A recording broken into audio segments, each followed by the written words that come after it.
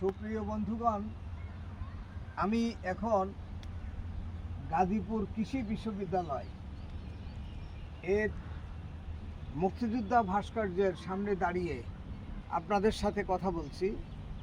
বিশ্ববিদ্যালয়টি অত্যন্ত সুন্দর, মনোরম পরিবেশে সৃষ্ট এবং আমি যে ভাস্কর্যের সামনে দাঁড়িয়ে কথা বলছি, আপনারা দেখছেন, উদয়ের পথে শুনি তার বাণী, ভয় নেই ওরে ভয় নেই, নিঃশেষে প্রাণ যে করিবে দান, ভয় নাই তার ভয় নাই।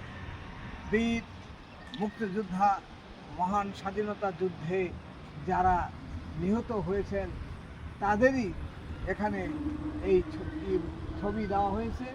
এখানে তিনজন মুক্তিযোদ্ধার ছবি আছে, তার ভিতরে একজন মহিলা মুক্তিযোদ্ধা।